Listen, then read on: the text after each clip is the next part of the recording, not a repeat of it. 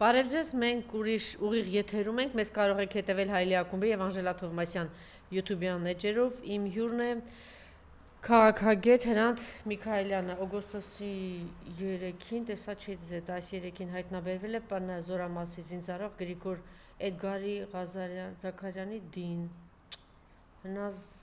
հրազենային վնասվածքով, դեպքի հանգամանքներն ամբողջովին պարզելու նպատակով ընթանում են քննություն, խնդրեմ,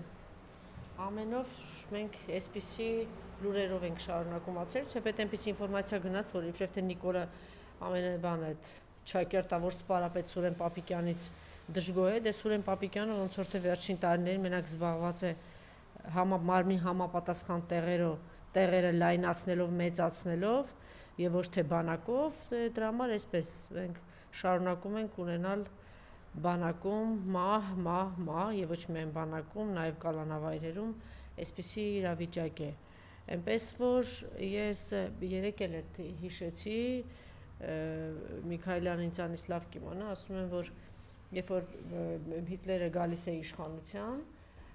տեսնում են որ իր այդ ֆաշիստական, նացիստական արդեն ինչ-ինչ բաներ կա, շատ-շատերը գնում են, ուղղակի հեռանում են Գերմանիայից, հետո մի երկու տարի հետո ասում են, չէ, ոնց որ թե ամեն ինչ լավ կլինի, հետ է վերադառնում։ Հрьяաներն էլ իրենց հետ, նրանք ովքեր որ հետո արժանացան հայտնվեցին այդ ճամբարներում։ Նույնը նաև բոլշևիկյան հեղափոխությունից հետո շատերը չեն գնում, ասում են, չէ, դե ոնց լավ կլինի, չէ, լավ կլինի, կփոխվի, սա էլ ու վերջ, չի լինում։ Հիմա մենք հայտնվել ենք դրա այդ վիճակում, նոր նախնական Հրանտի հետ զրույցում խոսում էինք, ասում եմ նույն տպավորություն նաև ես ունեմ, որ շրջում ենք մեր քաղաքում հատկապես, չէ, Հրանտ, բացարձակ այս տպավորություն չկա, որ մենք ինչ ենք կորցրել, ինչ սարսափելի բաներ ենք կորցրել եւ ինչի մեջ ենք, եւ ամենասարսափելին դեռ արժևում է, որովհետեւ մեզ ձեզ ավելի ճիշտ համոզում էին, որ Արցախը բեռ է, այդ պետք է ազատագրված տարածքներից ազատագրվենք, որ հանգիստ ապրենք, ազատագրված տարածքները զոհերով հանդերձ տվեց, ոնց որ թե հանգիստ չապրեցինք, հետո ասեց պիտի Արցախը ամբողջությամբ հանձնենք, չէ՞, որ հանգիստ ապրենք, խաղաղություն լինի, Արցախը ամբողջությամբ հանձնես, խաղաղություն չլինի, հետո մանիպուլյացիա արեց, որ եթե Արցախը ամբողջությամբ հանձնենք, Սյունիքի հարցը կփակվի, ճիշտ է, ոնց որ թե Արցախի հարցը ամբողջությամբ փակեցին, հետո սկսեցին Գորիսից, Սյունիքից ճանապարհներ տալ, հետո տարածքներ տալ, այսինքն խաղաղություն է գալիս, հետո այդ խաղաղությունը չեկավ, հարձակվեցին մի հատ էլ Սյունիքով, տարածքներ տարան այդտեղից, զոհեր ունեցանք, էլի խաղաղություն ոնց որ թե չեկավ հիմա, հետո հայտարարեցի, որ չէ, էլի տարածքներ կա, պիտի տանեն, բայց կանգ չեն արել, դուք ասում եք պիտի այդ տարածքները տանք Տիգրան որ բան խաղաղություն լինի, հետո պիտի ասեք սահմանադրությունը պիտի փոխենք, վարչակարգից բան հրաժարենք, որ խաղաղություն լինի, հետո պիտի ասեք պիտի այդ 300,000 ադրբեջանցիներին բերենք, 1 միլիոն ադրբեջանցիներին բերենք, որ խաղաղություն լինի, հետո պիտի ասենք պիտի սենց բանով ջնջենք Հայաստանի Հանրապետություն անունը, որ խաղաղություն լինի, այնպես որ շարունակեք այսպես ջայլամի պես ձեր գլուխները համապատասխան տեղերը մտցնել ու մտածել, որ հետույքը քանի որ դրսում է, հով է, քամի է, ոչ մի բան ձեզ հետ կապ չունի։ Մենք այս վիճակում ենք, ես ասեմ, որ երևի Ալիևը եթե չհայտարարի շատ ավելի հանգիստ գանի, ավելի լավ, բայց Ալիևը ժամանակաժամանակ շատ կոնկրետ, չէ, հստակ ասում է, հստակ կոնկրետ ասում է, թե ինչ է ձեզ սպասում եւ ինչ է տեղի ունեցել։ Ինչ հայտարարեց Ալիևը։ Ալիևը ասեց, որ Ադրբեջանից Նախիջևան Հայաստանի տարածքով էլեկտրահաղորդակցման գծեր անցկացնելու նախագիծը պատրաստ է։ Լավ եք, շարունակությունը։ Տրիպի իրականացումն արդեն սկսվել է։ Այս թեման քննարկվել է նաև օգոստոսի 8-ին, ասել է Ալիևը։ Թրամփի հետ ունեցած զրույցի ընթացքում հայտնել է նա. հաջորդ տարի երկաթուղին կհասնի Հայաստանի սահման, Նախիջևանում երկաթուղու շինարարական աշխատանքներն արդեն ընթանում են, ասել է Ալիևը, հետո Զանգեզուրի միջանցքի ստեղծումը մեր նախաձեռնություններ, լավ եք լսում, այսինքն ինքը անգամ բաներ մի քիչ զուսպել չի պահում, չի ասի, ես մարդը թող մի քիչ մոլորեսնի այս ժողովրդին կարողանանք անել, չէ, մարդը հստակ ասում է, մեր նախաձեռնությունն է եւ մենք անում ենք եւ երկու եւս վտանգավոր հայտարարություն Ալիևը Հայաստանին կոչի արել չնեղանալ կապիտուլյացիա տերմինից 2020 թվականի Ղարաբաղյան պատերազմի ավարտի կապակցությամբ Ադրբեջանի նախագահ, Ռուսաստանի նախագահ եւ Հայաստանի վարչապետի կողմից ստորագրվեց երկկողմ հայտարարություն եւ ասում եմ մի նեղացեք որ կապիտուլյացիա, իսկ եթե կապիտուլյացիա, ուրեմն ասողը ով է ըստ Ալիևի ինքն է ասել, ասում է եւ շարունակելու ասել եւ իր ասացնելու։ Ամենավտանգավորը Հայաստանը ատոմային էլեկտրակայանը վաղ թե ուշ պետք է փակվի։ Սա նշանակում է Թուրքիայի 100-ամյա, եթե ամենավաղեմի ծրագիրը Հայաստանի ոչնչացման, գիտեք, որ ինչ կենսական նշանակություն ունի առհասարակ մեզ համար ատոմակայանը եւ ատոմակայանի փակվելով եւ այսօր, երբ որ երկու թշնամական երկիր, որ շարունակում են օկուպացված պահել մեր տարածքները, բնաջնջել մեր մշակութային բան եւ ցեղասպանության են ենթարկել հայ ժողովրդին, շարունակում են միջև ականջները զինվել, նոր դաշնային հարաբերություններ հաստատել ռազմավարական նոր գործընկերների հետ։ Հայաստանի իշխանությունները Նիկոլ Փաշինյանը ինչի անում, միակ ռազմավարական ընկերոջը դուրս է մղում այստեղից եւ ապահովում հետագայում շրջափակումը, շրջափակումը, որտեղ եթե սա էլ փակվեց եւ մենք կախվածության մեջ գնացինք, սա նշանակում է օրերի եւ ամիսների հարց է լինելու ընդհանրապես Հայաստանի Հանրապետության գոյատևումը։ Խնդրեմ, այս հայտարարություններից պիտի խնդրեմ, որ մեկնաբանեք, երևի ատոմային էսանը որ պիտի փակվի եւ մնացած հայտարարությունները, խնդրեմ։ Դե նախ ասեմ, որ կարծում եմ, որ մեզ դիտողները հենց այն մարդիկ են, ովքեր լավ էլ գիտակցում են այս ամեն ինչը։ Խնդիրը այն մարդկանց մեջ է, ովքեր չեն ուզում գիտակցել նայել։ Դենց որ այստեղ ցավոք սրտի մենք չենք կարող իրանց ոնց որ հասցեով դիմենք, որովհետեւ իրանք նայում են ուրիշ աղբյուրներ կամ որևէ բան չեն նայում, որովհետև իրանց ոնց որ անընդհատ հանգստացնում են եւ մի կողմից հասկանալի է մարդկանց մղումը հանգիստ լինել հատկապես օգոստոսին, բայց մյուս կողմից ամեն դեպքում որոշակիորեն մարդիկ պետք է մոբիլիզացված լինեն, որովհետև վիճակը այնպեսին չի, որ մենք լիարժեք հանգիստ լինենք եւ համարենք, որ որևէ բան չկա։ Սա ոնց որ ընդհանուր դրություն։ Հիմա ինչ վերաբերում է Ալիևի հայտարարություններին, պարզ է, որ Ալիևի հայտարարությունները միանշանակ ճշմարտություն չեն իհարկե։ Ցավոք սրտի, վերջի տարիների ընթացքում Ալիևի հայտարարությունները ավելի հաճախ են հաստատվել, քան Հայաստանի իշխանությունների, չնայած հասկանում ենք Հայաստանի իշխանության ովքեր են հիմա, բայց չմոռանանք, որ Ալիևը սուտասան է, Ալիևը միշտ իր քարոզչությունը կառուցված է ամբողջությամբ տոտալ ստի ու ատելության վրա հայերի հանդեպ, այսինքն տեղի ունենում հետևյալը, ինքը փորձում է գործընթացը ուղղորդել իր ցանկալի ուղղությամբ։ Եվ հիմա ինչու պետք է, մի կողմից ասեցի, ինչու իր խոսքը ոչ մի արժեք չունի, բայց մյուս կողմից պետք է ասեմ հակառակը, բայց ինչու պետք է նրան լսենք, որովհետև ցավոք սրտի իր ասածը ոչ թե իրականությունը կամ ճշմարտությունը, այլ իշխանությունների հակազդեցության բացակայության պայմաններում կամ, այսպես ասած, զիջումների ֆոնին դա դառնում է իրականություն։ Այսինքն ցավոք սրտի, քանի անգամ եղել է, Ալիևը ասում է, օրինակ, Արցախի իրավիճակը կամ հակամարտությունը պետք է կարգավորվի այս 5 սկզբունքով։ Պատասխան Փաշինյանը դնում է 6 սկզբունք։ Անցնում է տարի ու կես, Փաշինյանը ընդունում է Ալիևի 5 սկզբունք, իր 6 սկզբունքի մասին մոռանում է։ Ուրեմն այդքան էլ սկզբունք չէին։ Կամ առհասարակ դա զուտ քարոզչական բնույթ ուներ։ Կամ ինքը իսկապես ուզում էր դրանք իրագործել, բայց այդքան անհեթեթ գտնվեց, որ չկարողացավ դրան հասնել։ Եվ այսպիսով ստացվում է, որ Ալիևը ավելի հետևողական է, ավելի լուրջ աջակցություն ունի, ավելի մեծ կարողություն ունի եւ կարողանում է Փաշինյանին իր կամքը պարտադրել։ Եվ մենք այդ իրողության մեջ ենք ապրում։ Եվ այսպիսով Ալիևի ասածների մեջ մենք ինչ ենք տեսնում, որ իր ասածների մեջ մեծ հաշվով Հայաստանը չի տեղավորվում։ Իր նպատակը Հայաստանի Հանրապետություն ոչնչացնել չի հեռանում ոչ մի տեղից եւ այդ նպատակը ինքը քայլ առ քայլ իրականացնում է։ Այո, մեկ-մեկ ինքը քնում է եւ այդ քնելն էլ միշտ ունի իր պատճառ, օրինակ պետք է հիմա ամերիկացիներին ոնց որ ավելի բարի նորմալ երևա, այնա Սթիվեն Ուիտկոֆը ասել է հազարամոտ իր գլխին, ասում է Ալիևը ոնց որ գնում է զիջումների, ինքը բարդ որոշումներ է ընդունում, որպեսզի խաղաղության հասնի։ Ուրեմն Ալիևը ոչ մի բարդ որոշումների չի գնում։ Իր համար ինքը միշտ ցանկալի որոշումներ է ընդունում։ Ոստեղ մի շատ կարևոր խաբկանք կա, որը հայերի մեջ հատկապես ներկայ իշխանությունները այդպես են ներկայացնում, գուցե իսկապես այդպես են մտածում, չնայած չեմ կարծում, բայց հայերի մեջ տարածված է մտածելակերպ, որ դե իրանք էլ ստիպված են սենց կամ նենց անել։ Որովհետև մեր մտածելակերպի մեջ մենք սովոր ենք, որ մենք ինչ որ մի բան անում ենք ստիպված, երբ որ այլընտրանք չունենք, որովհետև մենք փոքր ենք, ճնշված ենք եւ ինչ որ կերպ պետք է հարմարվենք եւ այս իրողության մեջ տեղավորվենք, Ադրբեջանը այդպես չի։ եւ Ադրբեջանը գործում է այն տրամաբանության մեջ, որ ինքը ինչ որ բան ուզում է հասնել, կամ շատ հաճախ ներկայացում է հետեւյալ վիճակ, բա Թուրքիան էլ ուզում է Իրան ապահովագրել, իրանք էլ են վախենում մեզնից եւ այլն, հա, սենց հիմարություններ, բայց լիքը մարդ հավատում է դրան։ Սա ճիշտ չէ, Թուրքիան մեզնից 30 անգամ մեծ է, Թուրքիան մեզնից ոչ մի բանով չի վախենում, Թուրքիան ուղղակի իր ծրագիրը է իրականացնում, այդքանը պետք է հասկանանք։ Եվ շատ կարևոր է եւս մի բան։ Ալիևը այդքան հաբրգել է միայն Թուրքիայի միանշանակ ոչ միայն աջակցության պայմաններում, այլ Թուրքիայի կողմից ուղղորդման պայմաններում, այսինքն Ալիևը իր ռազմավարություն չի իրականացնում, ինքը Թուրքիայի հանրապետության ռազմավարությունն է իրականացնում։ Եվ մարդիկ ովքեր մտածում են, դե մենք Թուրքիայի ու Ադրբեջանի արանքում կխաղանք,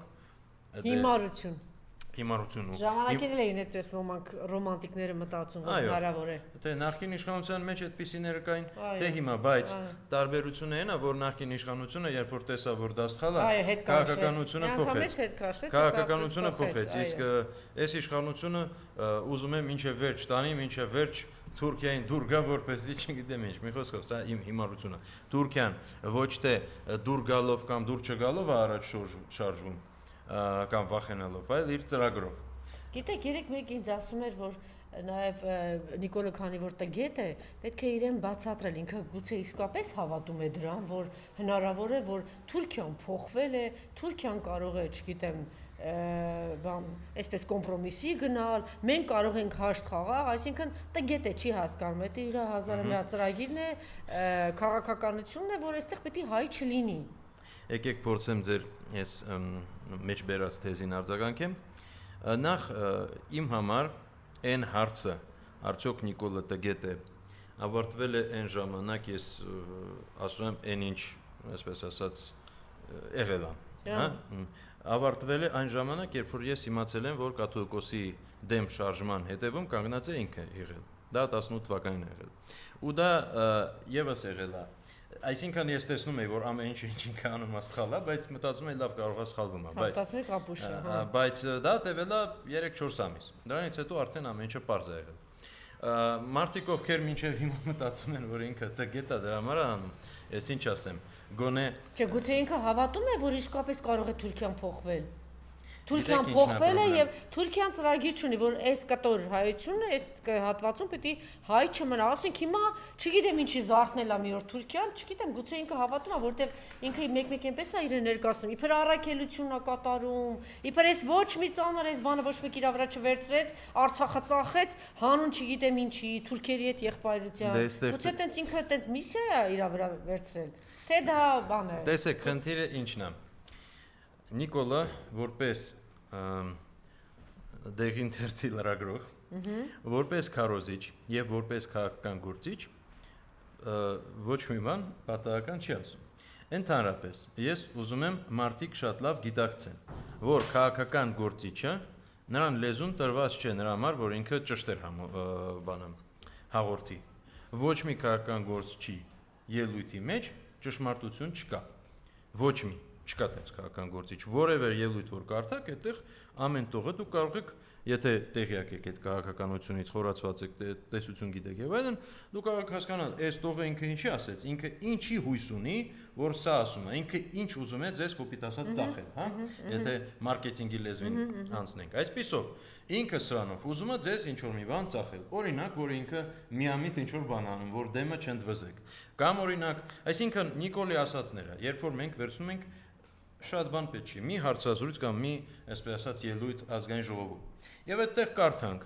արդյոք մնում է տեղ մտածելու, որ ինքը միամիտ է այս ամեն ինչը անում, հա? Եթե ինքը այդքան միամիտ է, ինչու է ինքը այդքան չար։ Ինչու է ինքը սաղի վրա հարձակում։ Միամիտ է հարձակում հայրաքելական եկեղեցու վրա 8 տարի անդադար։ Իսկ եթե մենք վերցնենք ու հասկանանք, լավ, մի հատ հասկանանք, Հայաստանը ինչ ռազմավարություն պետք է ունենա, ինչ պետք է անի ու ինչ պետք է չանի։ Հայաստանը պետք է աջակցեր Արցախին, Հայաստանը պետք է ուժեղացնի հայրաքելական եկեղեցի, արժեքներ զարգացնի, հայ մշակույթը զարգացնի, բանակը եւ այլն։ Ամեն ինչ կործանում է։ Եւ մենք տեսնենք, որ դպրոցը հեսա փակում է 200 Տավուշում 258 մանկավարժ 3 տարում մնացել են փողոցում կրճատվել են։ Էս հիմա 231 դպրոցա փակում։ Հիմա էլ Արցախի ներկայացությունն են վերջնական փակում։ Հիմա ինչ է ստացվում։ Եթե Փաշինյանը անում է տրամագծորեն հակառակը, ու մի կողմ թողնենք, լավ, մենք չենք հասկանում։ Թուրքերը լավ հասկանում են, իրանք պետական ավանդույթ ունեն, հարցը ինչի որ իրանք շատ արհեստավարժ դիվանագետ են, չէ՞, դա դպրոց է գործում, հստակ մեքենա կա, պլյուս արևմտյան համակարգի մեջ են տեղավորված։ Եվ իրանք ասում են հետևյալը. Փաշինյանը շատ լավ քաղաքականություն է վարում։ Քանի անգամ են ասել, քանի անգամ են աջակցել։ Լավ, մենք չենք հասկանում, իրանք էլ չեն հասկանում։ Ամեն ինչը շատ լավ հասկանալի է։ Ու ես խորհուրդ եմ տալի նաև կարդալ Փաշինյանի հոդվածները, երբ որ ինքը թերթի լրագրող է եղել կամ իր գրքից հատվածները։ Այդքանով հանդերձ եթե մարդը հարցեր ունի, ինքը պետք է էլի տենց սարքյանք հարցերի մեջ ապրի։ Այսինքն, այստեղ որևէ հարցական բան չկա։ Մարդիկ պետք է հասկանան։ Մարդը դավաճան է, մարդը կոնկրետ ուղենիշ ունի, մարդը գնում է դրան, բայց մյուս կողմից եթե Հայաստանը պարզ է, չէ՞, ճանապարհով որ ինքը գնում է ատոմակայանն են փակում,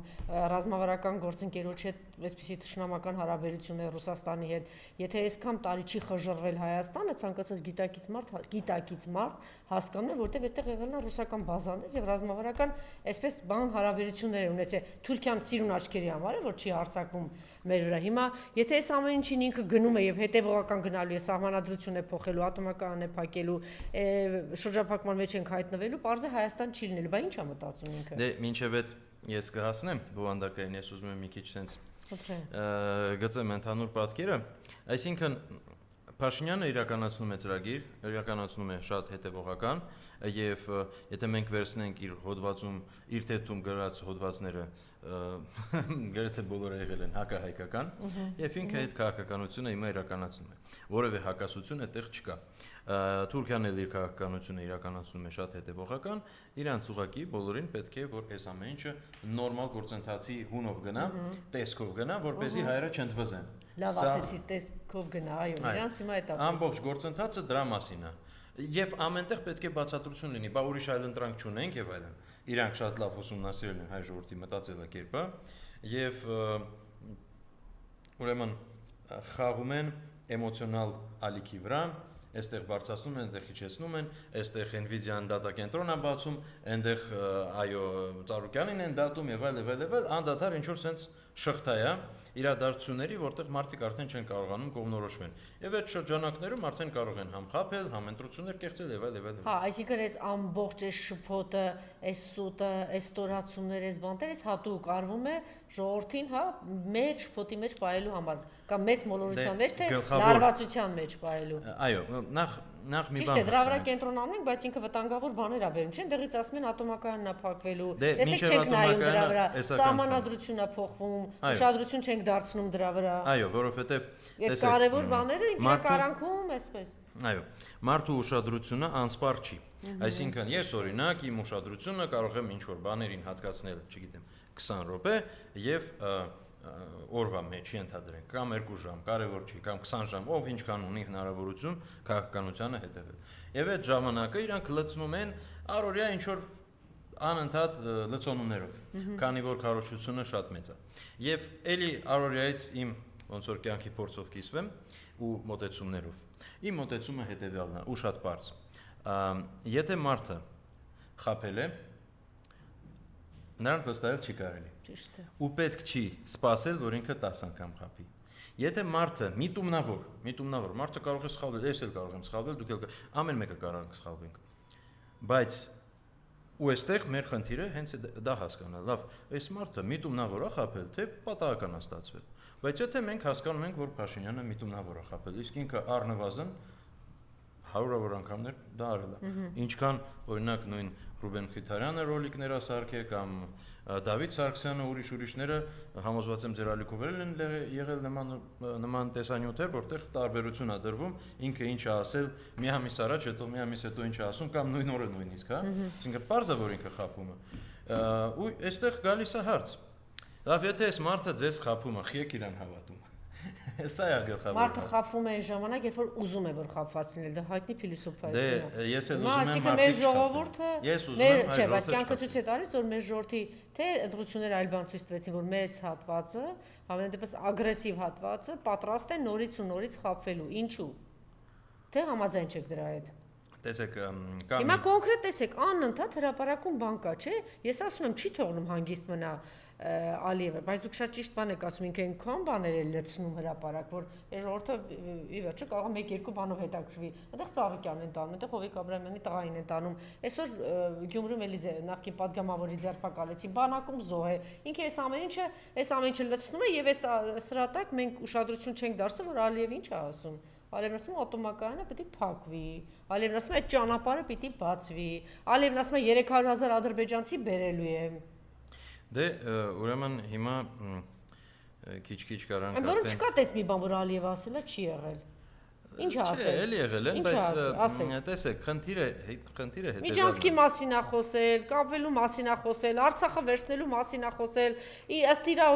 բան տարածքների մասին է խոսել, հիմա վերցրել է մի շարք տարածքներ, նորից պատրաստում է վերցնել։ Տիգրան Աշենամարթը, Սյունիքա մարդը պատրաստում վերցնել։ Խնդիրը հետևյալն է։ Ալիևի ասածները իրականություն են դառնում, որովհետև այստեղից հակազդեցություն չկա։ Այո։ Սա է խնդիրը։ Եվ եթե մենք այդքան թույլ անկարող լինենք, որպես ազգ, որպես ժողովուրդ, որպես պետություն, եւ ոչ մի բան չկարողանայինք անել, մեզնով չեն էլ զբաղվի։ Այսինքն իրանք շատ լավ գիտեն, կամ էլ կզբաղվեն շատ ավելի կոշտ, բայց իրանք շատ լավ գիտեն հայ ժողովրդի ներուժը, իրանք շատ լավ գիտեն, որ հայերը իրանք արդեն ջարդել են, ու իրանք չեն ուզում դա կրկնվի, դրա համար թիմպիրի մեջ են պահում։ Հիմա արդեն գալով կոնկրետ թեմաներին, ես ուղղակի ուզում եմ ինչի սկսեցի սենց ընդհանուր բաներից, որովհետև իրականում կարևոր է մեծ բաները տեսնել ու ամենօրյա ինչ-որ բաները ընդհանրապես ֆոն են եւ համալրում են այն մեծ բաները, բայց այդ ասենք ամեն օր ավելացողը դա 0.1% է։ Հիմնական իրավիճակը պետք է պատկերացնենք։ Իսկ իրավիճակը չի փոխվում, այսինքն ինչ եղել է 10 տարի առաջ, 20 տարի առաջ, 100 տարի առաջ, նույնն էլ հիմա է։ Եվ այս իրավիճակը պետք է փոխենք, ոչ թե մեր մտածելակերպը դրա շուրջ, ինչպես ասում են իշխանությունները։ Մենք պետք է իրավիճակի հետ աշխատենք։ Հիմա գալով արդեն Ալիևի հայտարարություններին։ Սկսենք ատոմակայանից, հա։ Նախ ասեմ, որ ատոմակայանը Հայաստանում որպես առանձին մի օբյեկտ, ամենաբարձր ռազմավարական նշանակության օբյեկտ է Հայաստանի Հանրապետության տարածքում։ Եվ գուցե իր հետ կարելի է համեմատել Տավուշի գծով առաջնագիծը, որը Փաշինյանը 2 տարի առաջ ճեղքել է Իրանցում, ավելի ճիշտ Ալիևը Փաշինյանի ոնց որ անգործությամբ կամ օգնությամբ, եւ այսպիսով մենք շատ քիչ իսկապես բարձր ռազմավարական նշանակությամբ օբյեկտներ ունենք։ Ու ի դեպ ասեմ, որ NVIDIA-ի կողմից կառուցվող տվյալների կենտրոնը նման օբյեկտ չի, նման որակի ու մակարդակի օբյեկտ չի, միանշանակ այդպեսին չի։ Չնայած ինքը կարա այդքան էներգիա սպառի, ինչքան ատոմակայանը արտադրում է, բայց մի շատ կարևոր բան կա։ Նախ ատոմակայանը ներկայացնում է վտանգ, տեսականորեն, եթե ինքը պայթի, ինքը վտանգ է ներկայացնում։ Եվ ինչը ներկայացնում է քո համար վտանգ, դու դրան ավելի լուրջ ես վերաբերվում։ Եվ Հայաստանին վերաբերվում էին լուրջ միայն այն ժամանակ, երբ որ Հայաստանը ինչ-որ մեկի համար կարող էր վտանգ ներկայացնել։ Սա լրիվ հակառակն է նրան, ինչ իշխանություններն են ասում, իրանք ասում են, մենք սա համար պետք է պուպուշ լինենք, որպեսզի իրանք մեզ չուտեն, բայց իրավիճակը հակառակն է։ Ու նույն, ասենք, դիվանագիտական տեսության մեջ շատ կարևոր եզրույթ կա լավագույն այլընտրանք բանակցված բանին պայմանավորվածությանը։ Եվ այդ լավագույն այլընտրանք դու պետք է զարգացնես, այսինքն դու պետք է միշտ գնաս թեկուզ նույն Ալիևի բանակցությունների այն մտքով, որ ես, եթե այդ բանակցությունը տապալվի, ես ունեմ այս գործիք, այս գործիք, այս գործիք։ Իսկ դու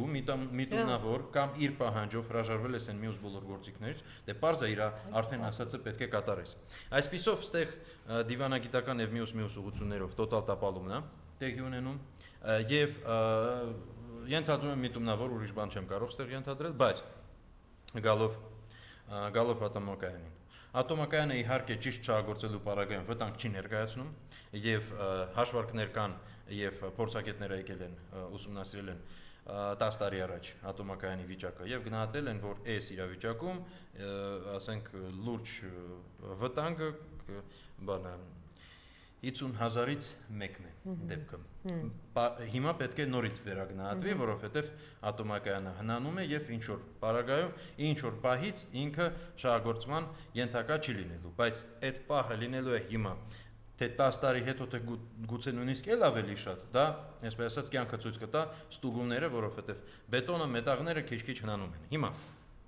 Այս ատոմակայանը, որը հիմա գործում է, ունի շահագործման ժամկետ, այս ժամկետը քիչ-քիչ լրանում է եւ պետք է կառուցվի նոր ատոմակայան։ Այդ նոր ատոմակայանի մասին խոսակցությունները սկսվել են 20 տարի առաջ եւ այդ ժամանակ Հայաստանի Հանրապետությունը փող չի ունեցել, քննարկվել է, չնայած հիմա էլ չունին, բայց քննարկվել է մի քանի տարբերակ, հիմնականում քննարկվում էր երկու տարբերակ՝ ֆրանսիական եւ ռուսական ատոմակայաններ։ Ֆրանսիական առաջարկը եղել է շատ ավելի թանկ, դրա համար չի ընդունվել։ Մնացել է ռուսական առաջարկ, բայց ռուսական առաջարկն էլ բավականին թանկ է եղել եւ հələ բան չի արվել։ Այս թեման վերաբացվել է լրջորեն վերջին 5 տարվա ընթացքում։ Չէ, չնայած 2016 թվականին նորից սկսեցին ակտիվացնել այդ խոսակցությունները, բայց դեռ ոչ մի բան չի արվել, քանի որ այս ատոմակայանի ժամկետը երկարացվել է մինչև 2036 թիվ։ Չնայած էլի ստուգումներ պետք է լինեն, արդյոք հնարավոր է շահագործել, բայց այս պայծությամբ մինչև 2036 թիվ այն պետք է գործի։ 1976 թվականին բացվել է, մինչև 36 թիվ պետք է գործի։ Սա է ատոմակայանի ոնց որ կյանքի ցիկլը։ Չնայած նորը եթե կառուցվի, ինքը կարող է եւ ավելի երկար ծառայի։ Այսինքն ատոմակայանը որպես ռազմավարական նշանակության օբյեկտ, նաեւ դրանով է կարևոր, ինքը շատ երկարատև է աշխատում։ Եվ եւս մի կարևոր բան, եթե օրինակ մենք կառուցում ենք այդ ատոմակայանը ռուսական նախագծով եւ ռուսական ընկերության կողմից, ապա ինչ որ կապ տեխնոլոգիական եւ այլ կարգի պետք է պահպանվի։ Եվ դրա համար գալիս է հարց. Արևմուտքը չի ուզում, որ Ռուսաստանը ստեղ կառուցի ատոմակայանը։ Եվ դրա համար սկսել են խոսալ մոդուլային ատոմակայանների մասին, որ պետք է ամերիկյան մոդուլային ատոմակայան կառուցվի։ Խնդիրը այն է, որ ամերիկան մոդուլային ատոմակայանի տեխնոլոգիան չունի։ Իրանք մշակում են, աշխատում են եւ այլն, բայց շատ հեռու է իրականությունից։ Այո։ Բացի դրանից տնտեսապես ոչ շահավետ։ Բացի դրանից եւս մի հանգամանք կա։ Նույնիսկ սովորական ատոմակայան, քանի որ Ամերիկայում դե ֆակտո կասեցված է եղել նոր ատոմակայանների կառուցումը Չեռնոբիլից հետո, բանը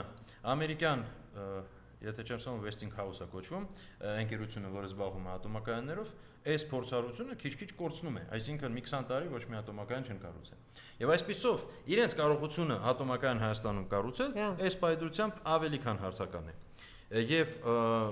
ոչ միայն թանկ է, այլ նաև տեխնոլոգիական խնդիր ունեն։ Այսպիսով ստացվում է, որ Ամերիկան իրականում ստիպում է Հայաստանին հրաժարվել ռուսական ատոմակայանից։ Դիմացը ոչինչ չառաջարկելով մեծ հաշվով։ Դիմացը առաջարկելով միայն քարոզչական ինչ որ փաթեթ։ Չի ասեք, որ ոչինչ չառաջարկելով։ Իսկ իրանք իհարկե կուզենային, որ իրանք կառուցեն, բայց այս պայծրությամբ իրանք չեն կարող։ Իսկ Ադրբեջանը եւ Թուրքիան ուզում են, որ Հայաստանում ատոմակայանը չլինի։ Եվ բարձ խոսում են դրա մասին, բացահայտ բարձ խոսում են դրա մասին։ Իդեպ ասեմ, որ իրանք դրա մասին խոսում են մի 20 տարի էլի առնվազն կամ նույնիսկ ավելի շատ։ Բան ծրագիր է միշտ եղել, որ Հայաստանը զրկված լինի, շատ լավ հասկանալով ատոմակայանը ինչ նշանակություն ունի մեզ համար։ Այսօր բայց տեսեք ինչ որ բան եթե ունեք ասելու, ասեք։ Դե ուզում եմ ասել, որ ատոմակայանի նշանակությունը նորից պետք է չգնահատենք էներգետիկական տեսանկյունից, այլ պետք է գնահատենք ռազմավարական տեսանկյունից, անշուշտ։ Հիմա բայց Նիկոլ ինչ է ասել, որ ասել է, որ մեր ռազմավարությունն էներգետիկ 100%-անոց անկախություն է, բայց սա չի նշանակում, որ էլեկտրական էներգիայի միջազգային առևտրից դուրս ենք մնալու։ Երբեմն կարող ենք արտահանել, երբեմն ներկրել, այդ թվում Ադրբեջանի հետ կարող ենք ունենալ գործընկերություն, ճեպազրույցի ժամանակ ասել է Նիկոլա։ Դե ուզում են ռուսական գազը փոխարինել ադրբեջանական գազով, դա ակնհայտ է։ Դե հետևանքները են, ուզում են Հայաստանը, իրանք խոսում են Ռուսաստանից կախվածության մասին, որը միայն մասամբ կա, իսկ Ադրբեջանից ուզում են տոտալ կախվածության մեջ գցեն, որովհետև Ռուսաստանը Հայաստանին ոչ սահմանադրություն է երբևէ թելադրել, ոչ էլ մտելա բացատրելա, թե Հայաստանի հերոս, ասենք,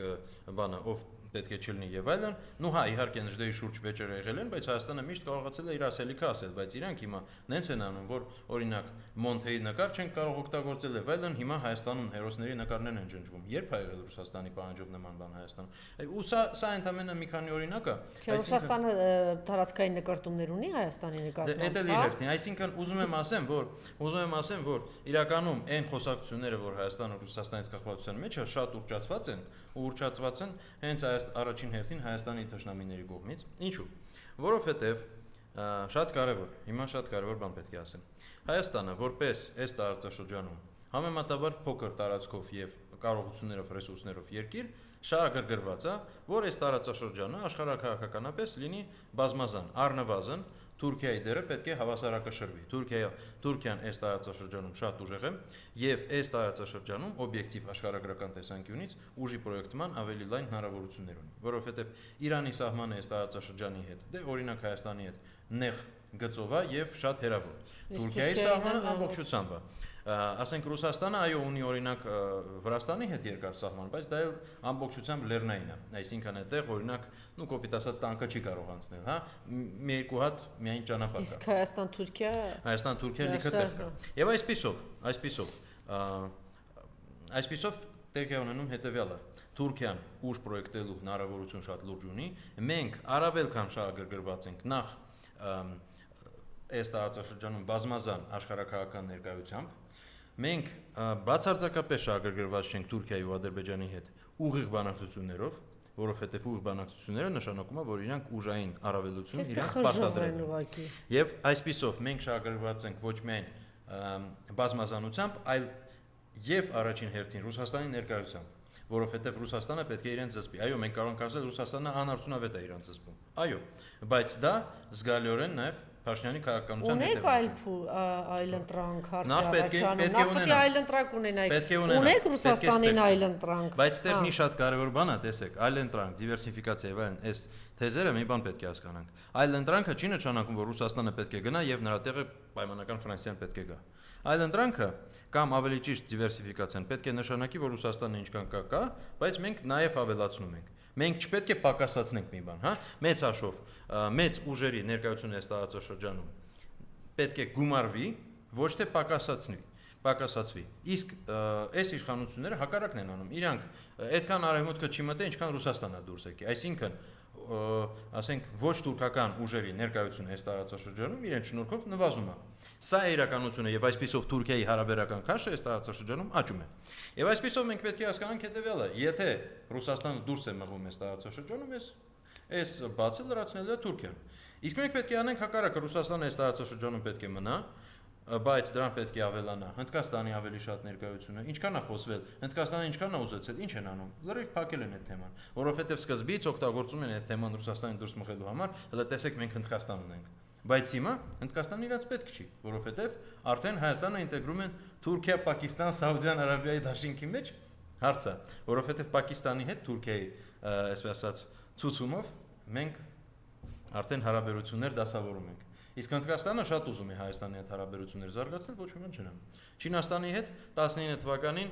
կար ցանկություն Չինաստանի կողմից զարգացնելու հարաբերությունները, Փաշինյանը լրիվ կասեցրել է։ 20 թվականին եւս եղել է իրենց կողմից մղում։ Հիմա եթե մենք այդքան հզոր ենք, որ կարող ենք Չինաստանի վրա թքենք, Հնդկաստանի վրա թքենք, Իրանին գրեթե անտեսենք, Ռուսաստանին դուրս մղենք, Եվրոպայի վրա չենք թքում, Ամերիկայի վրա չենք թքում։ Չենք թքում, բայց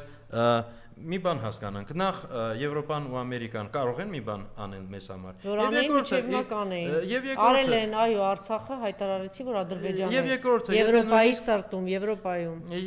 Իսկ երկրորդը, եթե նույնիսկ իրանք ինչ որ մի բան անեն, հա, դա ինչ է լինելու մեզ համար օգտակար, թե բացասական հետևանք կունենա։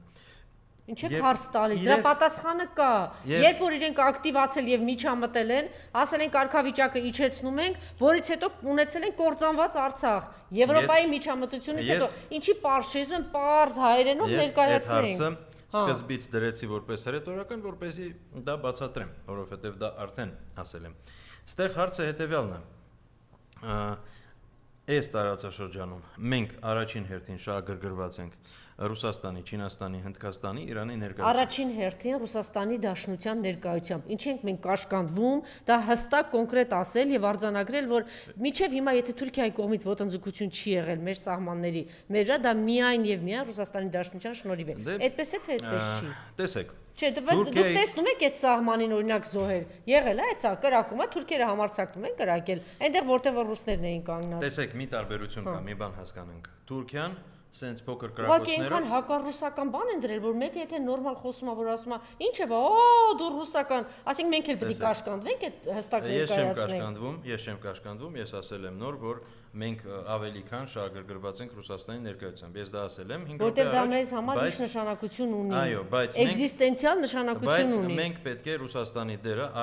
առնվազն այսօր պետք է adekvat գնահատենք։ Ռուսաստանը այս պայմանությամբ եւս մտադիր չէ շատ ներդնել այս տարածաշրջանի մեջ, այդ թվում անվտանգային տեսանկյունից։ Այո, մենք անհամաձայն ենք, բայց մենք նաեւ բազմաթիվ անգամներ լսել ենք արտահայտությունը, որ դուք առանց մեզ ոչ միտեղ չեք գնա եւ դուք մեզ պետք չեք։ Այդպիսի բաներ լիքը ասել են։ Դա եղել է ինչ-ինչ բաներից հետո, եթե տա, ուրեմն դա բխել է ինչ-որ բաներից, չէ՞։ Գործողություններից հայտարարություն։ Բա մարդը իր թշնամի երկրի բանին կանչում է այստեղ Զելենսկուն, երեք շարաճաններ զանգարում է։ 18 թվականից դուք ասում եք եկեղեցու դեմ արշավա գնացել, 18 թվականին հակառուսական քարոզություն չի գնում մեր երկրում։ Եվ այդպես իշխանությունների կողմից։ Եվ այդպես եւ ոչ այդպես։ Տեսեք, օբյեկտիվորեն հայ-ռուսական հարաբերությունները այս պայմանությամբ տապալված են։ Ինչու են տապալված։ Իրանք տապալվել են երկկողմ, թե Ռուսաստանի կողմից, թե Հայաստանի կողմից։ Եվ սկսել է այդ տապալումը վաղուց, հիմա լրիվ ավարտվում է արդեն,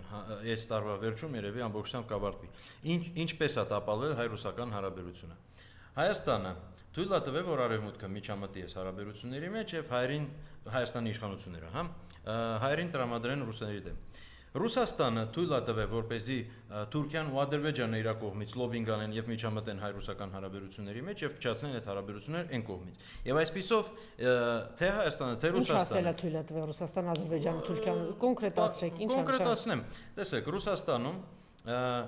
թուրքական ու ադրբեջանական լոբինգը բավականին լուրջ դեր են խաղացել Ռուսաստանի դիրքորոշումների վրա այս տարածաշրջանի նկատմամբ։ Ասենք դե Գոդնիսանովի ու Նարիշկինի պատմությունը հայտնի է ու նման պատմությունները շատ են եղել։ Այսինքն Ռուսաստանը որպես թե Ռուսաստանը տապալվել է հայ-ռուսական հարաբերությունների բարեկամների։ Ինչ արել տապալա, շատ կոնկրետ այս կողմից, Նիկոլի կողմից շատ կոնկրետ քայլերը, Արևմուտքին բերել է այստեղ, Թուրքիային բերել է այստեղ, Ադրբեջանին բերել է այստեղ, Միացյալ Նահանգներին բերել է այստեղ։ Ռուսաստանը ի՞նչ է նշանակում Թուրքիային բերել այստեղ։ Ո՞վ է բերել Թուրքիային այստեղ։ Ո՞վ է բերել Միացյալ Նահանգներին այստեղ։ Շատ պարզ։ Ո՞վ է բերել։ Շատ պարզ։ Ռուսաստանը եւս համամասնակից է, որովհետեւ եթե Ռուսաստանը հիմա չի խոչընդոտում այս ամեն ինչին, Ինչին։ Ձեր թվարկած գործընթացին։ Ես մի օրինակ բերեմ այս վերջի օրերի։ Ռուսաստանը, ռուսական ընկերությունները դե պարզապետության հետքից վաճառել են թեղուտի հանքը ամերիկացիներին, իսկ հիմա ամերիկացիները ուզում են Զանգեզուրի պղնձամոլիբդենային կոմբինատ առնել եւ չի բացառում, որ իրանք դա էլ վաճառեն։ Հիմա սա չեղավ։ Այսինքն ինչ անեն, ամեն ինչ չվաճառեն։ Դե իհարկե։ Ով Զանգեզուրի պղնձամոլիբդենային Այս մարդը պլան է մշակել ամեն ինչ տալ արևմուտքին։ Այս մարդը, այս մարդը պատական մարդ չի։ Նիկոլը նստած է ինքն է իր ստորագրել բանեն, եթե Նիկոլին բերել են, որ ինքը պիտի ստորագրի ամեն ինչ։ Դե ես դա համար ասում եմ։ Այդ դեպքում պիտի խոչընդոտեն։ Միանշանակ, իհարկե։ Խոչընդոտեն կամ իրան իշխանությունից անեն, դեռ կասեն դուք եկաք մտակ մեր բան կյանք։ Հարցը դա է։ Իրանք պետք է խոչընդոտեն։ Ինչ է նշանակում, բա մեջը միջամտեն բան կյանքին, արևմուտքին այդ հնարավորությունը լայն դռները բացելով Նիկոլը տվել է։ Իսկ այս դեպքում մեկը խոսում է, ասում է դու ռուսի լրտես ես, ռուսի գործակալ ես։ Եկեք բաները չխառնենք, հա։ Եթե այստեղ հակառուսական քարոզչությունը իրականացվում է, ինչև էլ կար, բանը իրականացվում է, ապա դա չի նշանակում, որ ասենք մենք միայն այս կողմից պետք է նայենք։ Ես նորից եմ ասում, այնտեղ էլ լիքը խնդրեմ կա։ Եվ իրանց չմիջամտությունը 23 թվականին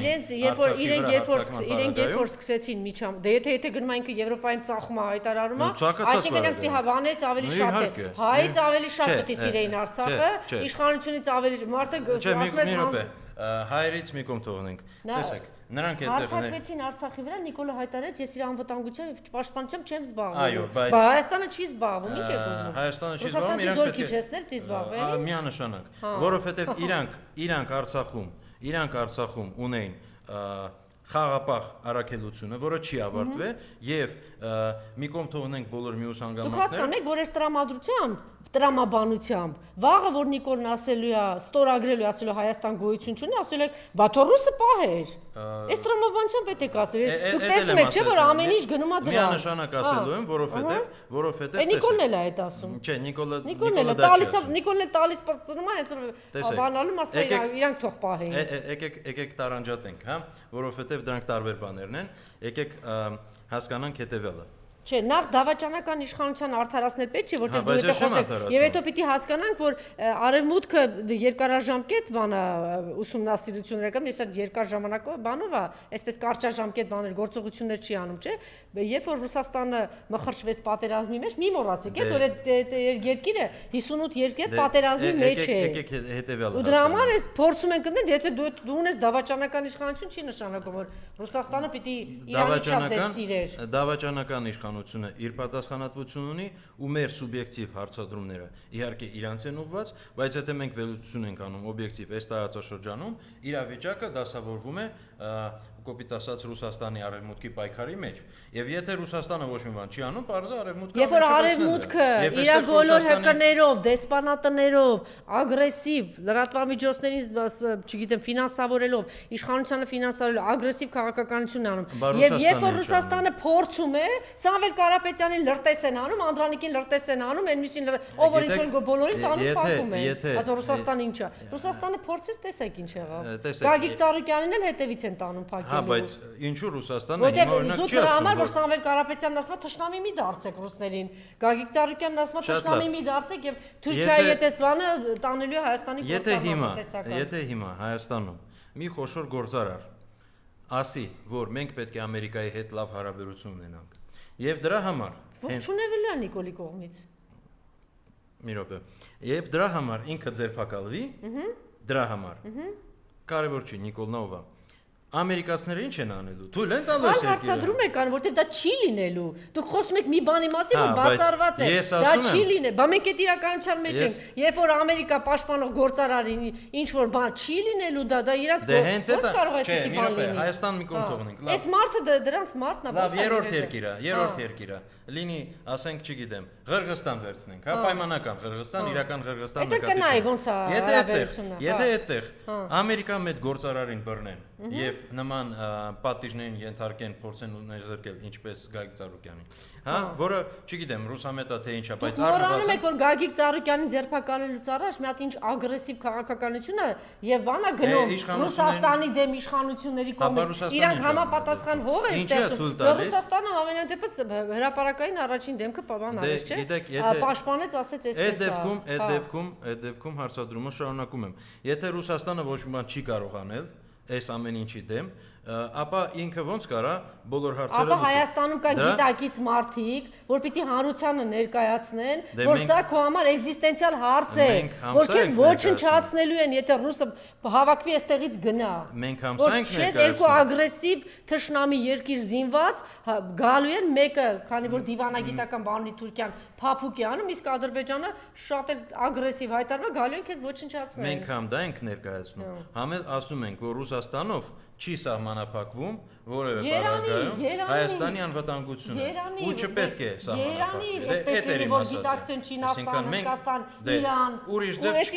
Այսինքն պետք է այս տարածաշրջանում ներկա լինեն տարբեր ուժերը ու նաև ինչ որ չափով արևմուտքը այդ թվում ասենք Հրան դուք ողջամիտ իշխանությունների մասին եք խոսում։ Դե ես ասում են ինչ պետք է լինի։ Ողջամիտ բանի մենք ես դատում եմ այսօրվա իշխանությունների դուք ինքներդ հիշում եք առաջին հարցից ձեզ դուր չեկա որ տվեցի ասում եմ կարող է միամիտ է Նիկոլը կամ տգետ է չի հասկանում դուք հիմնավորեցիք որ ոչ։ Ես չեմ ասում Նիկոլը ինչ է անում։ Իմ համար Նիկոլը ինչ է անում ամեն ինչը հասկանալի է։ Իմ ասածը այն է թե ինչ պետք է անի Հայաստանի Հանրապետությունը։ Այսինքն դա կոչվում է դուք ժամանակ չունեք, բայց ես էլի երկու հարց ուզում եմ գոնե էլի արագ պատասխանեք, որտեվ ես կարող եմ երկար զրուցել, որտեվ գիտեք ինձ շատ հետաքրքիր է ձեզ հետ զրուցել, բայց ես երկու հարցն էլ։ Երեկվա հայտարարությունը, հա, Պուտինի սա կարող է պատերազմական նոր բանի բերել, որ այլևս հայելային պատասխան է լինելու։ Դե հա, իհարկե, պատերազմը սկսում է խորանալ, քանի որ Եվրոպական միությունը սկսեց աջակցել Ուկրաինային ավելի խորքային հարվածների հարցում եւ նրանք սկսել են խոցել Ռուսաստանի ամենախորքային տեղերը, ապա Ռուսաստանի տարածքում անվտանգության խորությունը սկսեց նվազել։ Դա արեց Եվրոպական միությունը, Բրյուսելը, հա, այդպես ասենք։ Եվ Ռուսաստանը սկզբից համբերատար էր տանում, հետո սկսեց ավելի կոշտ արձագանքել, իսկ երեք առաջին անգամ Մեդվեդևի անունով պարզ, իսկ Պուտինի անունով սենց թողարկված ասվելա, որ իրանք պատասխան հարվածներ կարող են տալ, օրինակ արևմտյան նավերին։ Պուտինի պատասխանը շատ հստակ էր, հայլային պատասխաններ։ Դե հայլային պատասխաններ, բայց ում, որովհետև անմիջական հարված ոնց որ ամերիկյան կամ ֆրանսիական կամ գերմանական կամ չգիտեմ, ով էլ լինի կողմից չկա ռուսական նավերին, հա, եւ ինչպես է լինելու հայլային պատասխան։ Ռուսաստանը ընդհանրապես սիրում է հայլային պատասխաններ, բայց դրա դեպքում հայլային շատ հարց է։ Եվ օրինակ նույն Մեդվեդևը ասաց, որ դա ոնց որ այսպես կոչված ստվերային նավերի մասին է, հա, նավատորմի մասին է։ Դե հիմա ոնց է գնահատվելու։ Եվ ստեղ լիքը հարցեր են ծագում, ինչ աստիճանի Ռուսաստանի իշխանությունները պատրաստ են էսկալացիայի գնան արևմուտքի հետ։ Այդ հարցը կպարզվի, բայց պարզա, որ էսկալացիային արդեն հասնում է վիճակը, որովհետև Ուկրաինան Եվրամիության աջակցությամբ ստացել է տեխնոլոգիական առավելություն մոտավորապես անցած տարվա վերջից եւ մոտավորապես 10 ամիս Ռուսաստանը փորձում էր ոնց որ այդ տեխնոլոգիական առավելության հետ ինչ-որ բան անել եւ այսօր արդեն ստացվել է, նրանք եւս առաջ գնացին եւ կարողացան հիմա պատասխան հարվածներ տալ Ուկրաինային եւ տեխնոլոգիական ոնց որ հավասարվեցին։ Իսկ տեխնոլոգիական հավասարման պարագայում Ռուսաստանը նաեւ քանակային առավելություն ունի եւ ինչքան էլ երևում են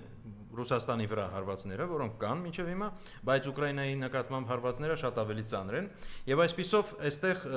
պատերազմը մտնում է շատ ավելի կոշտ փուլ, չնայած այդ դրանից ինչքան ավելի կոշտ, բայց այո մտնում է ավելի կոշտ փուլ։ Եվ այո կարող է ընդգրկել արդեն նոր պետությունների։ Այդքանը կարող եմ ասել, որովհետև կոնկրետ ինչ ձևաչափով է դա լինելու, այստեղ արդեն թող ուրիշ կենտրոններից ասեն, իրանք են որոշում են տունողները։ Սա տնտեսական սահմանափակումները եւ հետևանքները ինչ այլ ընտրանքի մասին է խոսում Նիկոլը։ Ռուսաստանի կողմից սահմանափակը ինչ այլ ընտրանքի մասին է խոսում եւ պարզել, որ երեկվա իր զանգը այդ ագրեսիվ այդ պատասխանը Ռուսաստանին, եւ որ ինքը զանգարեց եւ խոսեց Զելենսկու հետ եւ ինչ հետևանքներ կունենա։ Դե տեսեք, այո, դա պատասխան է Ռուսաստանին, առնվազն այն պատճառով, որ Զելենսկին շնորհավորել է Փաշինյանին հաղթանակի առիթով, որը եղել է 2.5 գրեթե ամիս առաջ, իսկ Փաշինյանը իրականում Ռուսաստանից է ուզում այդ շնորհավորանքը ստանալ։ Բայց հարցը հետեւյալն է։ Ուրեմն երկու կողմից ասեմ, մի կողմից ինչքան է ազդեցությունը եւ մյուս կողմից ինչպիսին է այլընտրանքը։ Սկսեմ այլընտրանքից։ Այլընտրանքը իրականում մեծ հաշվով չկա ռուսական շուկային, որովհետև Եվրոպական միության շուկան շատ ռեգուլացված է, ոչ տարիֆային բարիերներ կան եւ բացի դրանից Եվրոպական շուկան շատ մրցակցային է եւ դա էլ է խնդրահարույց Հայաստանի համար, որովհետեւ այդտեղ խցկվել ոնց որ շատ դժվար է։ Եվ այսպիսով եվրոպական շուկայում մենք հաստատվել չենք կարողանում։ Պլյուս լոգիստիկական խնդիրներ կան եւ այլն։ Պլյուս բրենդավորման եւ այլն։ Այս ամեն ինչը մենք չենք կարող լուծել։ Եվ տարիֆային սահմանափակումները, որոնք կային 5% եւ այլն, որը չեղարկվելը դա ամենափոքր բանն է, որ մեզ խոչընդոտում էր այդտեղ մուտք գործել։ Իսկ հարակից երկրները եւս խնդրահարույց են, որովհետեւ նախ հարակից երկրները նույն կլիմայական գոտում են գտնվում եւ հիմա մեր Ծիրանը, հիմա օրինակ նույն Թուրքիան Ծիրանը ավելի շատ ունի, հա, պատմական Հայաստանի Ուզբեկստանը։ Այո, պատմական Հայաստանի մեծ մասը Թուրքիայի տարածքում են, հենց որ մենք ինչ աճեցնում ենք, իրանք ռուսական շուկան փորձեցին նայել, այո, կար։ Եվ այսպիսով ռուսական շուկան փոխարինել չենք կարող։ Բայց հիմա մյուս կողմից ասեմ, բայց ինչքան ազդեցություն կա այս ամեն ինչի Հայաստանի տնտեսության վրա։ Այստեղ կարող եմ երկու մասի բաժանել։ Առաջինը դա մակրոտնտեսական էֆեկտ է, երկրորդը դա տնային տնտեսությունների համար էֆեկտ է։ Մակրոտնտեսական էֆեկտը շատ փոքր է։ Շատ փոքր է, որովհետև գյուղատնտեսության կշիռը այս իշխանության օրոք անդադար նվազել է։ Հասել է 7%-ի հնայում։ Եվ նույնիսկ եթե գյուղատնտեսությունը զրոյանա, իսկ դա տեղի չի ունենալու, ապա Հայաստանի տնտեսությունը չի նահանջի։ Բայց մյուս կողմից մենք ունենք գրեթե միլիոն մարդ, որ ապրում է գյուղում եւ ովքեր ապրում են նաեւ գյուղի տված արդյունքով։ Եվ այսինքն մեր մոտ ստացվում է, որ տոկոսային առումով, շրջանառության առումով ազդեցությունը փոքր է, բայց նային տնտեսությունների վրա, բնակչության վրա ազդեցությունը մեծ է։ Այսպիսի ճեղքում կա Հայաստանի տնտեսության մեջ։ Հիմա որ ոլորտներն են աճում։ Աճում է շինարարությունը, աճում է հանքարդյունաբերությունը, աճում է IT ոլորտը։ Օրինակ, հա, եւ այսպիսով այո, կարող ենք ասել գյուղատնտեսությունից, որտեղ երկրորդ երամսյակում 15% հետնահանջ կար գյուղատնտեսության ոլորտում, հա, գյուղատնտեսությունից ոնց որ շատ մեծ ազդեցություն չի մակրո ցուցանիշների վրա, բայց շատ օգտվող կա։ Իսկ հանքարդյունաբերությունը քանի մարդ է Հայաստանում օգտվում դրա արդյունքներից։ Այսպիսի ճեղքում կա, բայց ավելի մեծ ճեղքումը ավելի կարևոր է։ Դա հետևյալն է, Հայաստանում, քանի որ վերջին 30-40 տարվա ընթացքում բնակչության դեսոլիդարիզացիա է տեղի ունեցել, այսինքն ստացվում է այնպես, որ ժողովուրդը, ովքեր որ Երևանում տարբեր համերգներ են գնում, իրանք չեն մտածում, լավ գյուղացին հիմա ինչ վիճակում է։ Ամեն մեկը իր հոգսերով։ Այսպես է դասավորվել, այդպիսի տնտեսական համակարգ է եւ դա գովազդվում է հիմա։ Ու բացի դրանից կան նաեւ քաղաքական ճեղքումներ, որովհետեւ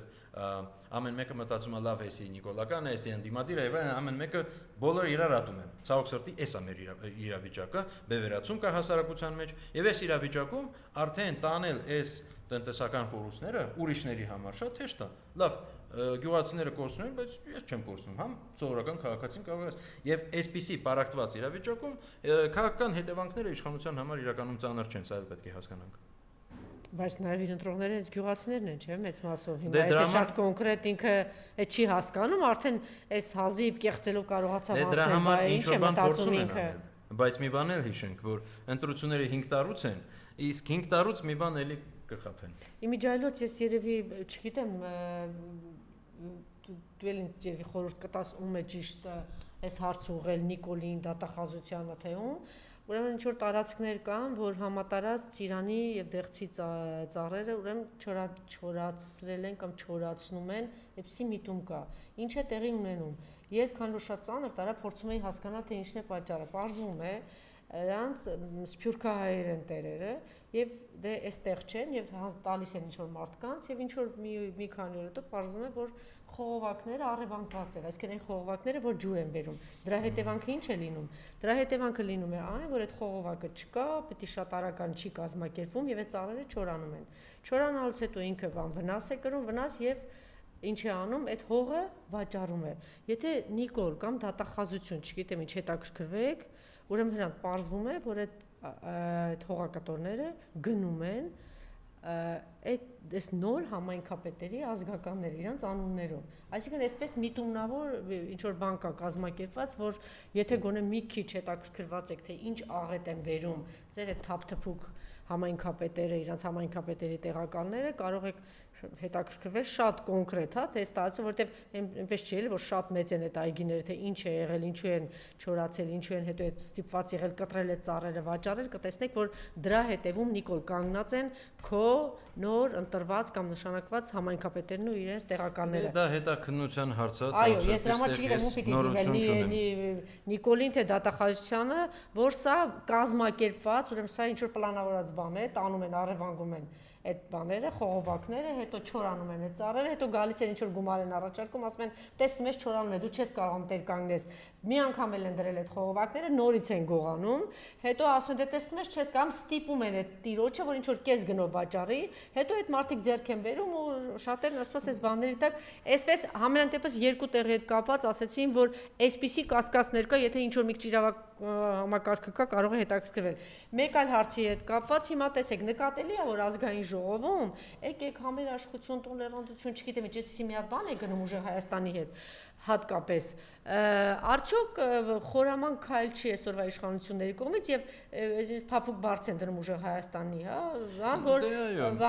որ մենք այսպես եւ արդյոք այս ամեն ինչը չի, ինքը շատ լավ հասկանում է, որ իր համար այսպես թրիպես բանը պահել է Թուրքիան եւ Ադրբեջանի գլխի վրա, որ դու դիտես համանդրական փոփոխությունների գնաս եւ իր համար շատ կարեւոր է այդ 6 հոգին եւ արդյոք չի կարող այս ամեն ինչը նրա համար չի, որ մոլորեսնի, փապկացնի, բերի չգիտեմ ինչ դարս, հետո sense քարոզ տանի, որ այս համանadrությունը այնքան կարեւոր է, թե չէ նորից պատերազմ կլինի։ Չանեք 5-րդ պատերազմը կբերեմ ձեր գլխին։ Այսպես հանկարծ մեկ է տեսնենք ուժեղ Հայաստանը հիմարացած, միամտացած, դեբիլացած գնա հանկարծ քվեարկի եւ այսպիսի բաներ անի։ Դե հույս ունեմ, որ դա տեղի չի ունենա,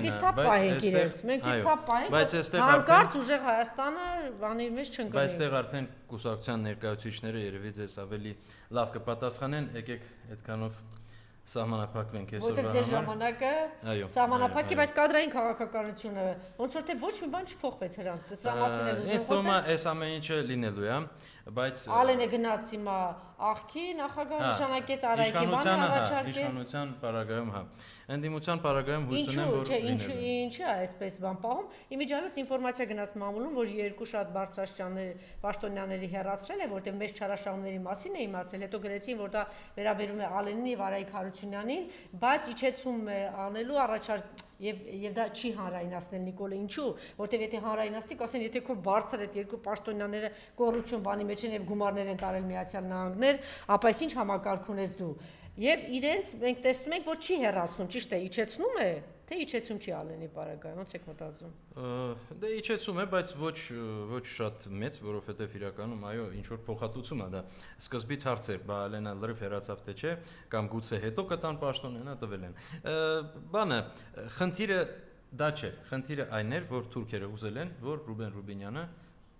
ավելի բարձր մակարդակ ստանա, իրանք ուզում են հետագա ղեկավարը Հայաստանի դառնա Ռուբեն Ռուբինյանը, որը իրենց մոտ սովորած աշխատած է։ Բանը Արայք Հարությունյանը տեր չունի դրսում, Ալենը տեր չունի։ Ալենը չունի տեր դրսում։ Ալենը չունի։ Այո, ինքը ուղղակի թիմի անդամ է։ Կարծում եք։ Իմ իմանալով է։ Շնորհակալություն։ Շնորհակալություն։